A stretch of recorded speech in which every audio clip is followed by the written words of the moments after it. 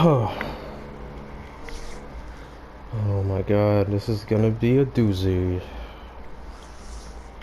We have to do. This is gonna be like a episode. This episode's gonna be full of mourning, and a lot of it.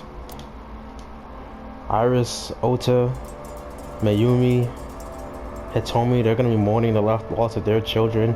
And then, poor Mizuki, because she's mourning. Shoko, Renju, Iris, and now Ota. It's insane for her. All she has left is Date.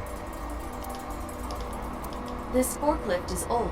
It does not appear to be functional. It has not been moved in some time.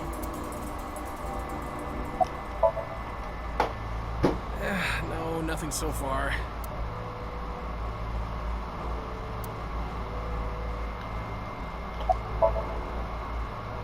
I checked this place point by point, but didn't find nothing.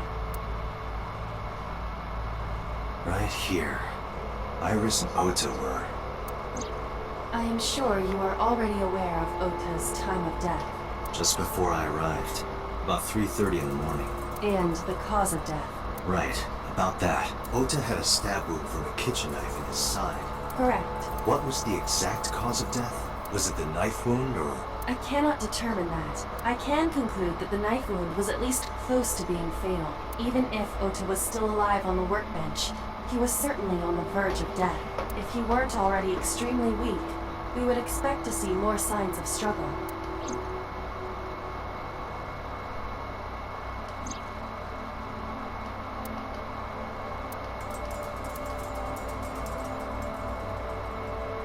But why?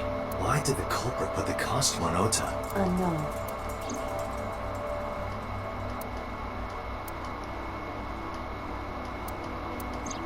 Iris's estimated time of death and cause of death have been confirmed.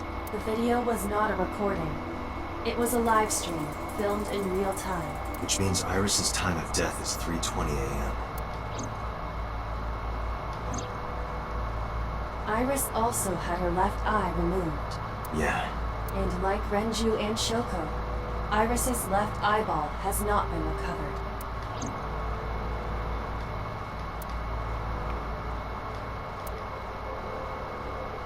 A video camera and laptop. This is what the criminal used to stream.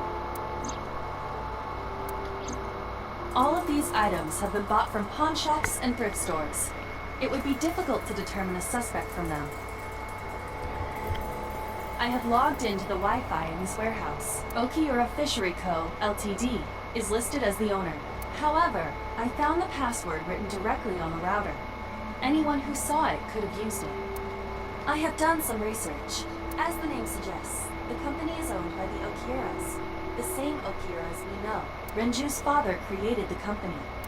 Another connection to Renju. No, actually. Currently, Okiura Fishery has nothing to do with Renju. The company has been managed by office representatives for the past 17 years after Renju's father died.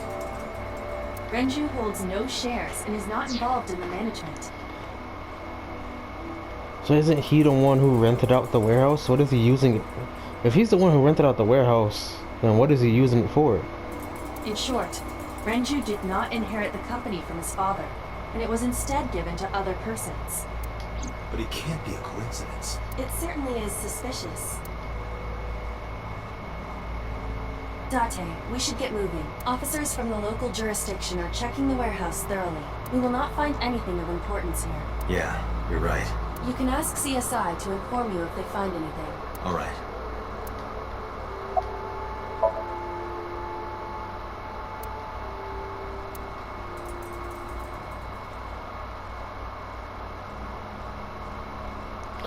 So where are we going next?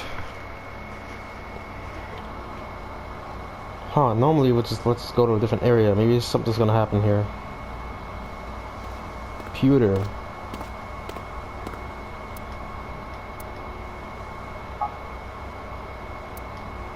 Date, I have to talk to you about something. Huh? About the original Cyclops serial killings. Why this all of a sudden? Because I want you to solve this case, Mr. Date. I want you to find who did this and bring them to justice. So, if I can help you, even a little, Why didn't you say anything in Abyss? The boss was there. I couldn't speak openly in front of her. So I decided to meet you here. All right. Let's hear it. Earlier, I told you that I was completely certain the original Cyclops killer couldn't have committed these crimes. I am absolutely certain the original Cyclops killer could not have committed these crimes.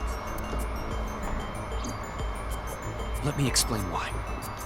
I'll start by telling you the identity of the Cyclops killer. Although, it's more accurate to say killers. More than one? In the first series of killings, the culprit had an accomplice. One of them was born a murderous psychopath. The other is Rohan Kumakura, the previous chairman of the Kumakuras. Really? Rohan, huh? That's a... I guess Momo doesn't know about that. They each had a role to play. The murderer committed the homicide, and Rohan removed the eyeball.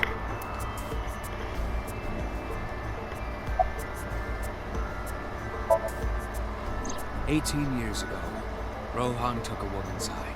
She was already dead. He put his finger into her eye socket and gouged it out. The reason why was simple. He was fascinated by women's eyes. Their beauty stimulated his greed and his desire to possess them. He needed to have them, to make them his own. Driven by this instinctive impulse, he took the woman's eye. From then on, he acquired a grotesque obsession with the eyes of dead women. He was very particular about his need that the eye belonged to a deceased woman. But even being the head of a Yakuza gang, there weren't too many opportunities for him to indulge. His deepest, darkest desire went unfulfilled for years. However, he soon met his ideal partner, the aforementioned psychopath.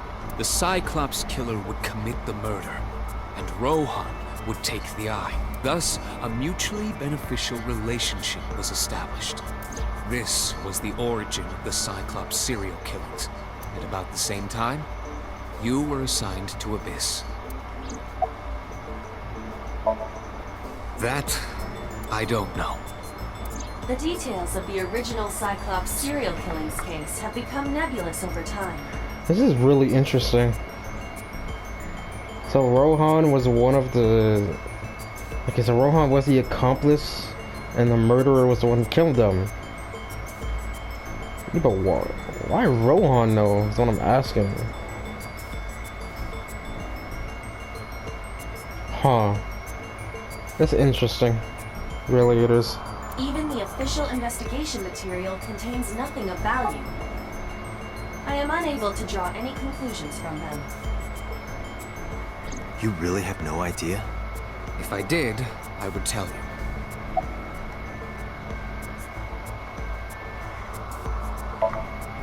He was born with a brain dysfunction. Due to damage to the posterior pituitary gland, he was unable to properly secrete oxytocin. Oxytocin is a peptide hormone linked to feelings of love, affection, and trust. It is colloquially referred to as the love hormone. It causes a tranquilizing effect which improves mood and relieves stress. It is normally secreted when the body makes contact with an object of affection, such as an embrace or caress. I'm sure you know what this implies, but he was unable to feel love in the way that we do. However, he was able to experience a substitute. His brain was wired in such a way that allowed him to feel satisfaction through other means.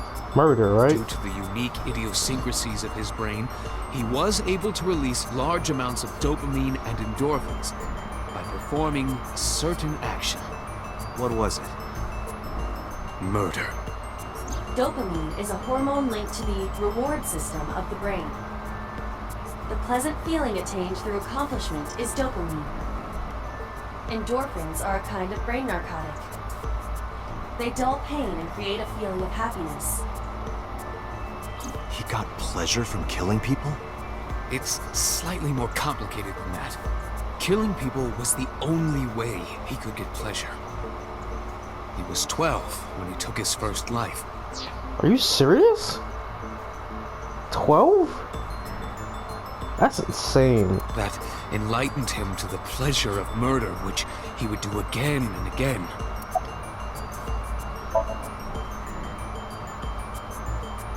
The original Cyclops killer had an accomplice.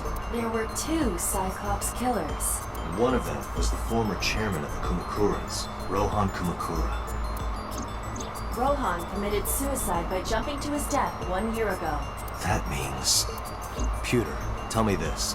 One of the original killers is dead, I know that. That means one remains. Who is he?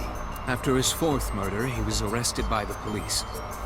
They actually picked him up on other charges. But, in any case, he is currently serving a life sentence in Fuchu prison. Wait, 89? Fuchu prison? That's the only person I could think of. It's 89. Yes. What's his name? In prison, he doesn't have a name. Yeah, it's 89. He is simply called Number 89. Number 89. I know who killed Shogunagami. So, now you know why I said that. That the original Cyclops killer couldn't have committed these crimes. Because one is dead, and the other is behind bars. Neither of them had the opportunity.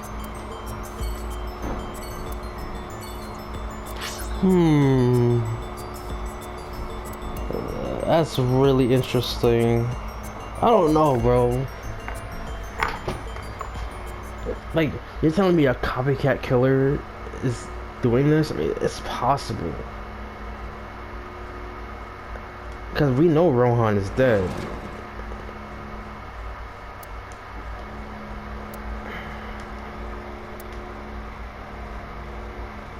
Oh boy, here we go. Morning time. Poor lady.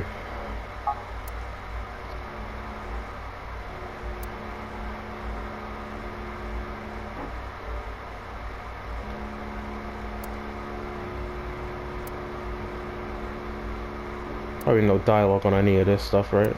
Nah.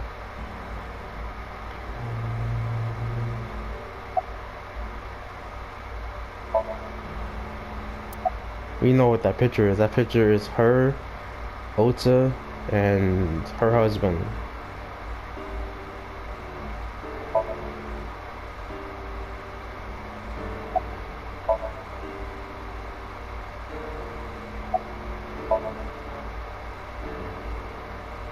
This is your fault.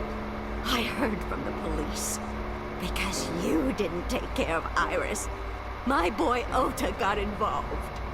Date, I looked into the investigation report. Mayumi confirmed Ota's body early this morning. See. I'm sorry. I want to be alone right now. Did you not hear me? I said leave!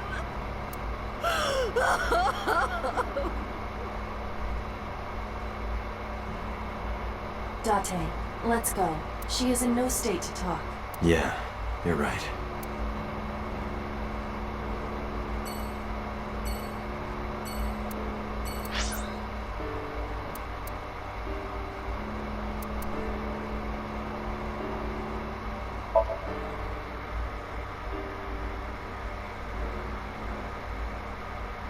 Hold on, why is that in the report that we didn't take care of Iris? That has nothing to do with her death, dude. What? They're practically blaming me for Iris's death.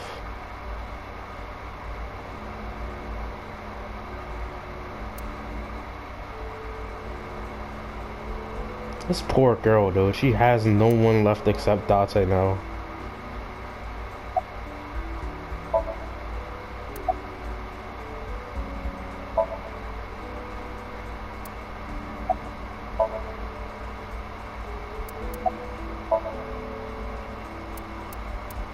Mizuki must know about Iris and Ota. Of course. The news was distributed heavily across the internet, not just in Japan, but worldwide. 3 days ago, Mizuki discovered her mother's body. 2 days ago, her father's. This morning, 2 of her best friends. It is completely understandable that she is at her mental limit. Can I be left alone for a while? Are you okay? Yeah. Iba, contact Abyss. See if they can get Mizuki a good counselor. Understood.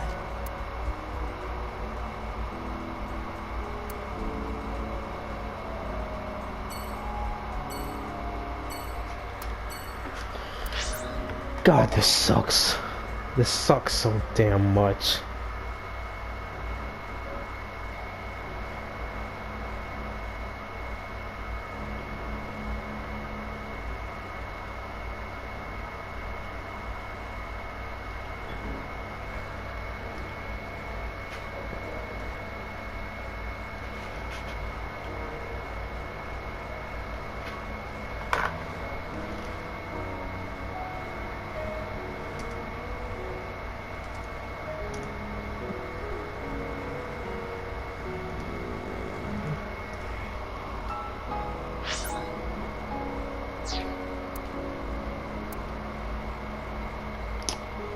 Fucking hell, this sucks. This is hard, dude. This is really hard.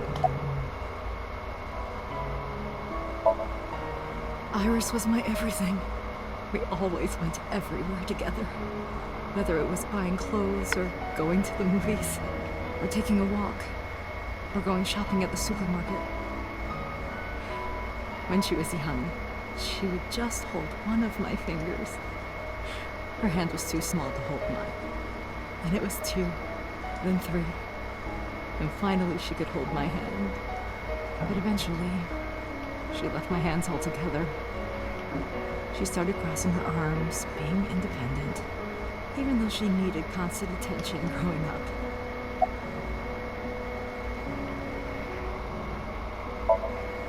Her memories are a part of this room.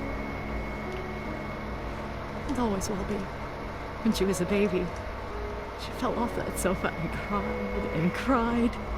One day she tore up her picture book all over the floor here. Another time she drew with crayons all over the window. She painted my portrait on Mother's Day. Scratches on the floor, chipped plates, burn marks on the table, stains on the cushions. Everything you see. It all holds a memory of her.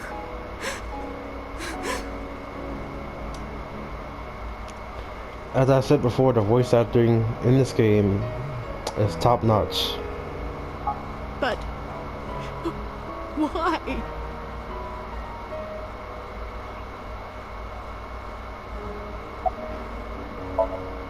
Oda was one of my students. I taught him in elementary school. I heard it from the police. Oda tried to help Iris and ended up... I don't know what to say. I have no words.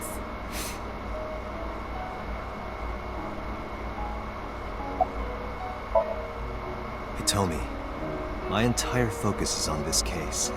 Is there anything at all you can tell me? I don't know if this is important, but... No, please, tell me.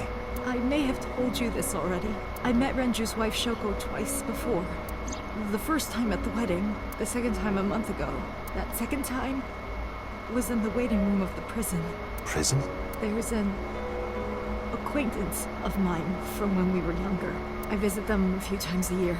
And by coincidence, I saw Shoko. I don't think she noticed me, but I recognized her as Renju's wife right away. She was there for the same reason I was, to visit one of the inmates. Do you know who? No, I don't. We didn't talk. Which prison? Fuju Prison, in Tokyo. Fuju. Prison? Oh, right, she went there to visit 89. Why would Shoko I'm be sorry there? to have bothered you. I'll be going now.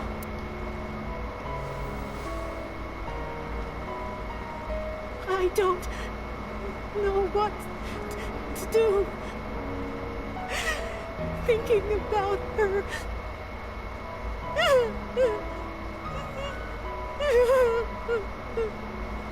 Dante, please, you have to catch them.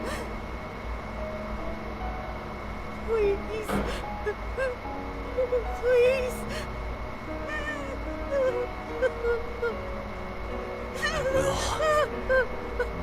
Trust me.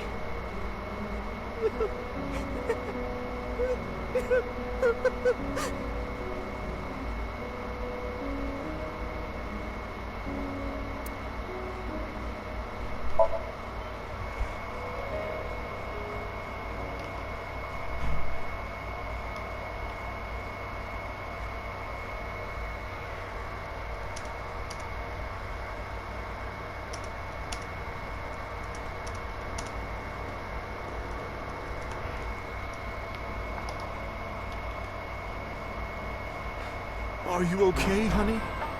Huh? About last night. Well, at 3 in the morning, anyway. You know about it? It's on every channel.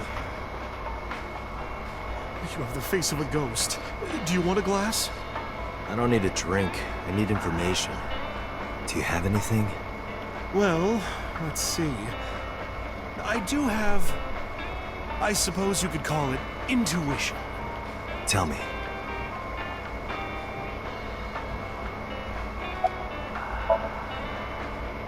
The Kumakuras are involved in this case. Remember what I told you before? That there's a relationship between Ren and the Kumakuras? Shoko also has a relationship with them. You know about her dealings with the Kumakuras, right? So basically, 2 of the victims are linked to the Kumakuras. That must mean they're involved somehow, right? Not 2, 3. 3? Iris? No, not that one. The boy. He came here last night. Ota. Ota? Yes, from Matsushita Diner. He's linked to the Kumakuras as well. How?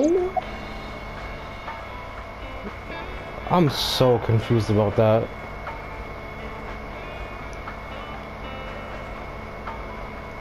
Ota has connections to the Kumakuras.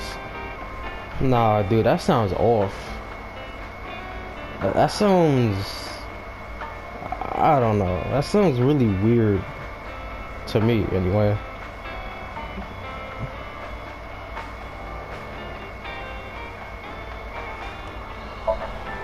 Have you heard the rumor? Rumor? What rumor? Oh.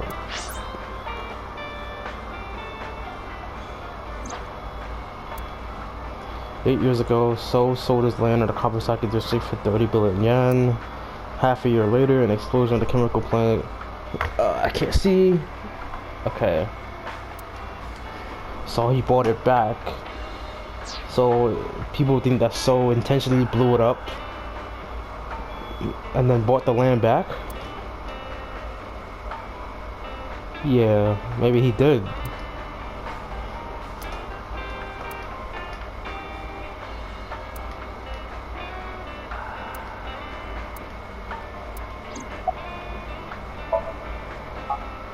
The Kumakuras own a handful of real estate companies. They of course look legit, but they're Yakuza fronts. I'll call those real estate companies the KE to keep it simple for you. The KE followed in So's footsteps. They bought up land in Kawasaki.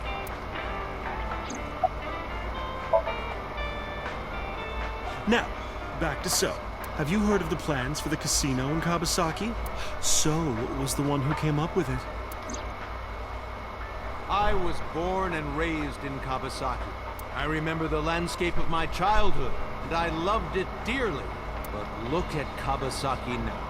When I see images of the destruction on television, my heart aches like it's being chopped to pieces. But I promise you, I will revive the Kawasaki district at any cost. Casino Town Kawasaki will give new life to the city. After that, So moved fast. He submitted the bills he needed to the National Assembly after drumming up support in the right places. The bills passed and it became an official government initiative. Decontamination efforts therefore increased at a rapid pace in the Kawasaki district. At the moment, the area is still considered off limits. However, the air in Kawasaki is currently purified to such an extent that it has no negative effect on the human body. If the plan goes smoothly, land prices in Kabasaki are going to skyrocket. And all that land is owned by the KE, and by So himself. The land he bought back for 1 billion will be worth 10 times that soon.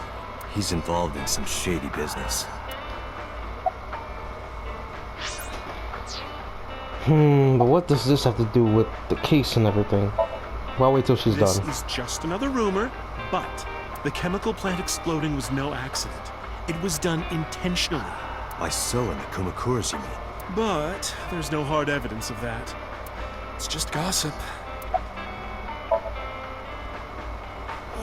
What were we talking about again? Ota and the Kumakuras. Oh, right. You know how Matsushita Diner is close to the Kabasaki district? The chemical plant explosion made times hard. Foot traffic went down, sales declined. No wonder it closed down. Ota must hold a grudge. Someone caused that explosion. And if it was intentional, oh, he'd hate them even more. That's how I link Ota to the Kumakuras. Oh. I thought it was something deeper than that. Thank you, Mama. I don't know if what you told me will lead to anything, but... Oh, sorry. I didn't mean to waste your time. No, it was very helpful.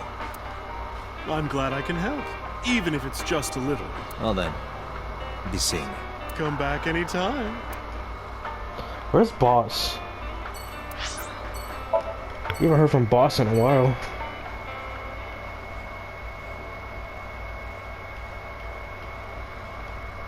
It's been like, it's weird how we haven't heard from Boss in a while. I wonder what she's up to. She in the office? Nope. Where did she go? Well, she isn't always here, correct? True.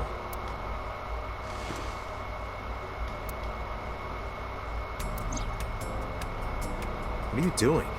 I thought it would be easier to talk like this. What do we have to talk about? A summary of the investigation, perhaps? What summary? We don't have anything new. That's not true. Huh? I was curious, so I did some research. About number 89.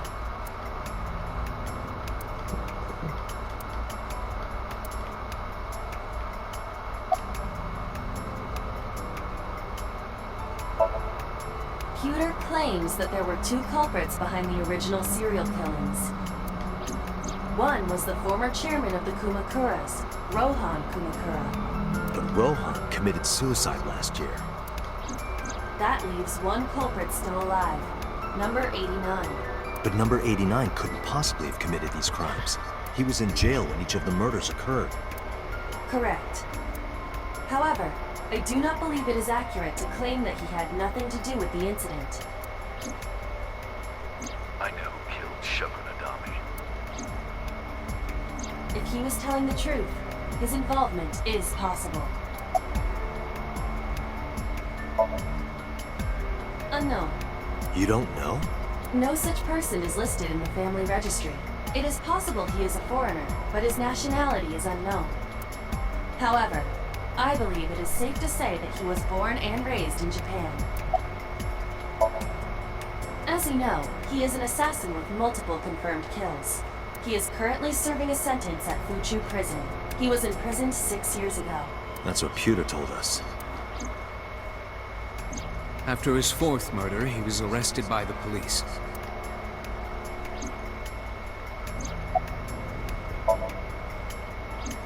Unknown. I cannot determine if they have any connection. Approximately 1 month ago, Hitomi Sagan witnessed Shoko in Fuchu Prison's waiting room. I am unable to say for certain that the person she was there to visit was number 89. After all, Fuchu Prison houses 2,000 inmates. But number 89 knew Shoko's name. I know who killed Shogunadami. That must mean that he knew her somehow. It is possible. Let's talk to number 89. All right. However, we need not go to him. We can bring him to us. If we plan on syncing with him, it would be more efficient. Can you arrange that? I can.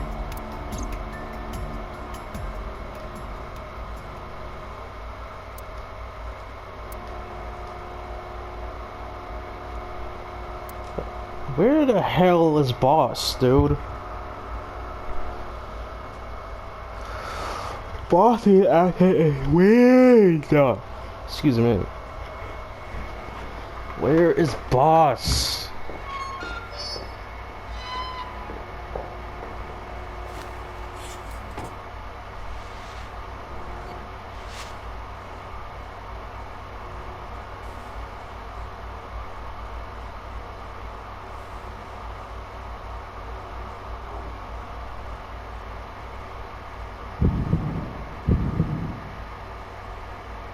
Sorry to interrupt your busy day, but I need you to tell me something. I'd appreciate your cooperation.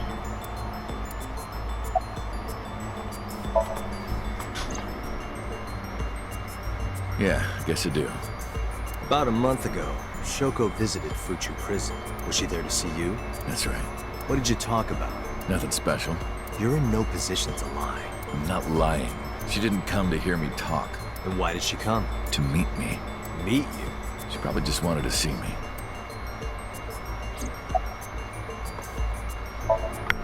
Number 89. Your real name? I don't remember. Burkina Faso. Burkina Faso is a republic in West Africa. Population 17 million. I don't have time for your jokes. A long time ago. I don't remember exactly when. What's your relationship to her? A physical one. What? I'm kidding. She was just a business partner.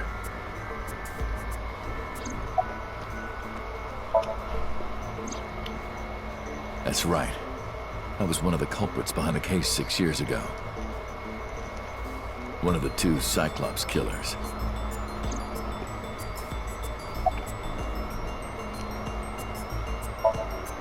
All right.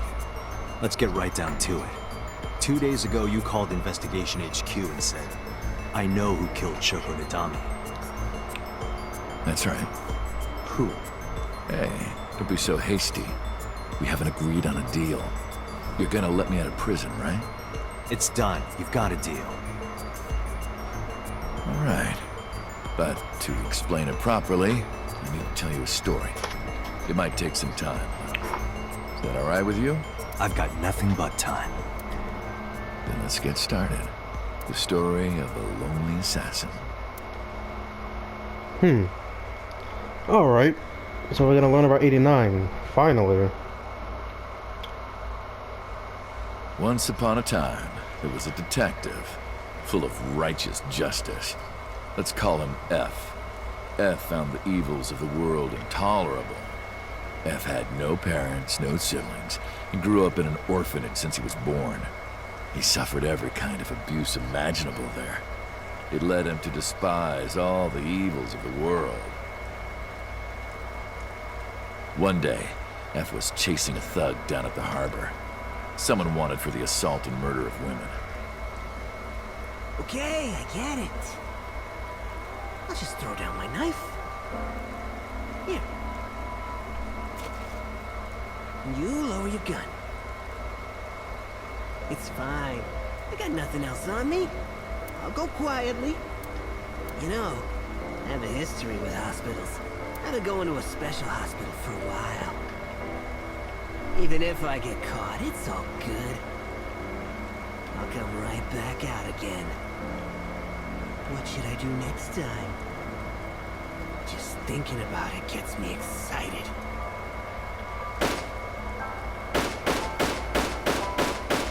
God damn.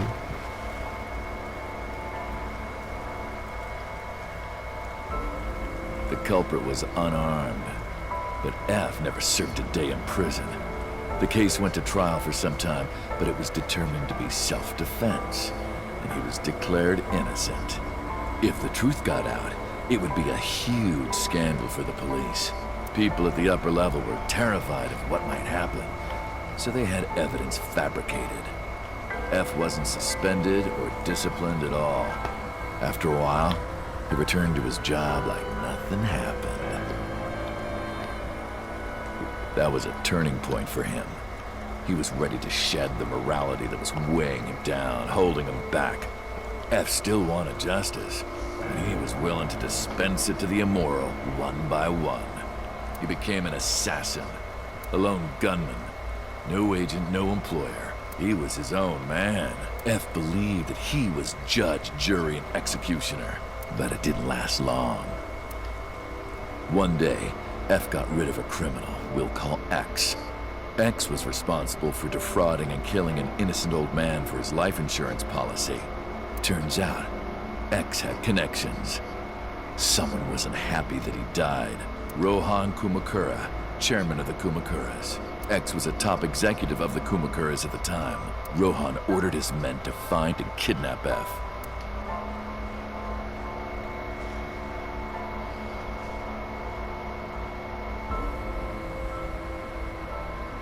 I've done some research. I know you've cleaned up at least 18 pieces of scum from this earth. God damn. Somehow there hasn't been a single criminal investigation. They're all treated as suicides, accidents, or natural causes. Amazing work. I'm impressed. How about you work for us? Of course, you have the right to say no. But it'll be the last word out of your mouth. F was trapped. Even if he somehow survived, he would be looking over his shoulder for the rest of his life. He had no choice but to take Rohan's offer. Thus, F's self-employment came to an end. He became a hired gun of the Kumakuras. Rohan even gave him a code name, Falco, named for the falcon, a bird of prey.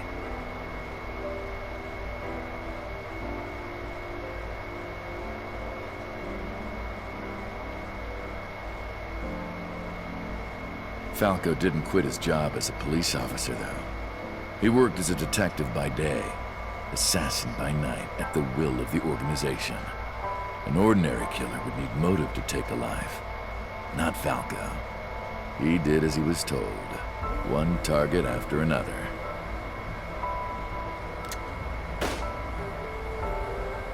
It didn't take long to destroy his heart completely.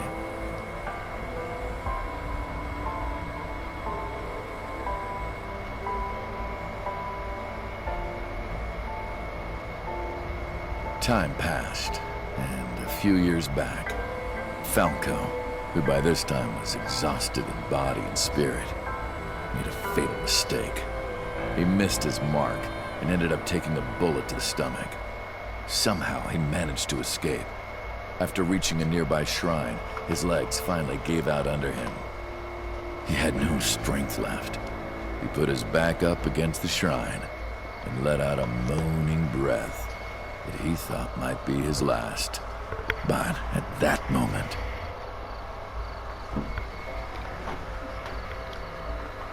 in his darkening vision, he saw a woman approach him. He watched her take out her phone and dial for help. At the same time, he heard footsteps of at least 2 people closing in. He knew immediately that they were after him. He sprung into action, grabbing the woman and pulling her close, kissing her to keep her from talking.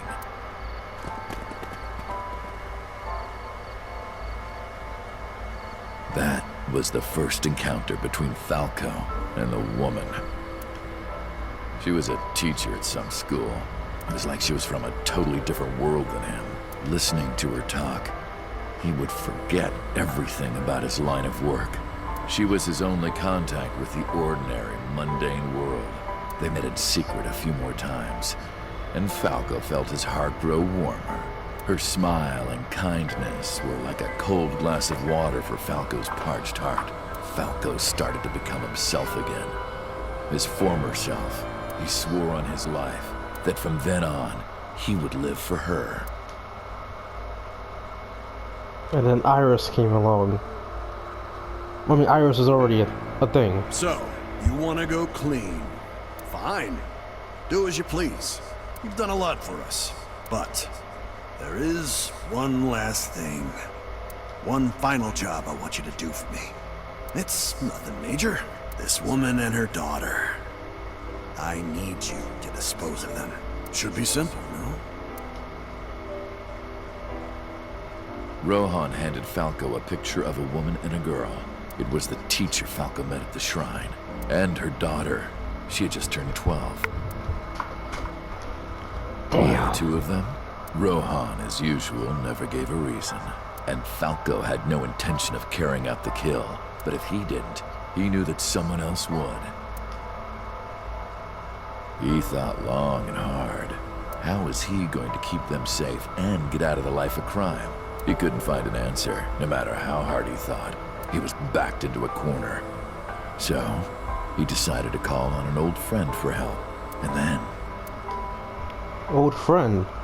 Who? Wait, who's the old friend?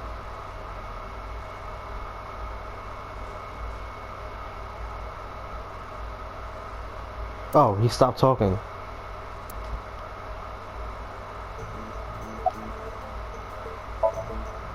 What's the connection between that and Shoko? You mentioned a detective. Was that the whole story? Why did you stop? Hey, answer me. This is a transaction, remember? Until I get a guarantee that you'll uphold your end of the bargain, I'm not telling you anything else. I'll give you half up front, half later. If you want to hear the rest of my story, you better start the release procedures. Once they've cleared, I'll tell you everything. Date, it is unlikely that number 89 will uphold his promise, even upon release. Pewter. Yes? Start the preparations. For what? What do you think? The sink. Oh. I thought he was gonna say, whatchamacallit? Releasing him. I have injected number 89 with the usual dosage. Where is He Boss? will not be waking up anytime soon. Are you ready, Agent Date? Yeah, The time limit is 6 minutes. I know. Then let's begin.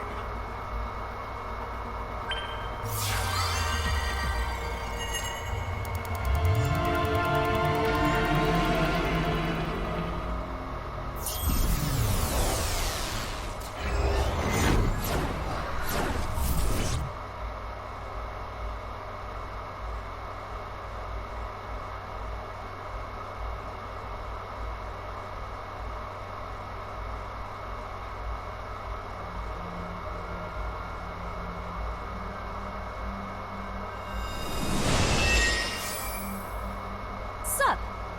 No, not sup. Why are you sleeping on the job? Because I want to, obviously. Why are you getting mad at me? Yeah, this rug feels so good on my skin, yeah? Why are you suddenly a cat? Playtime's over. Let's begin. Stand up. Is this the Sagan residence? It definitely is. But why? Number 89. What were you up to?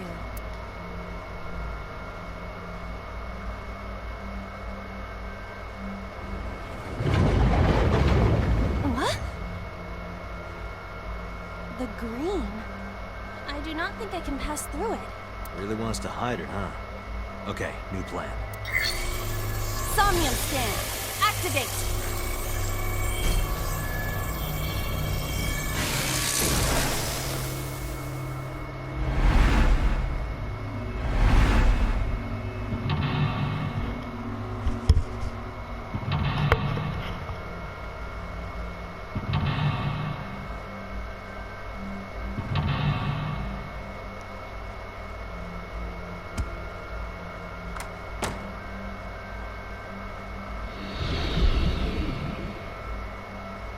This appears to correspond to the green thing.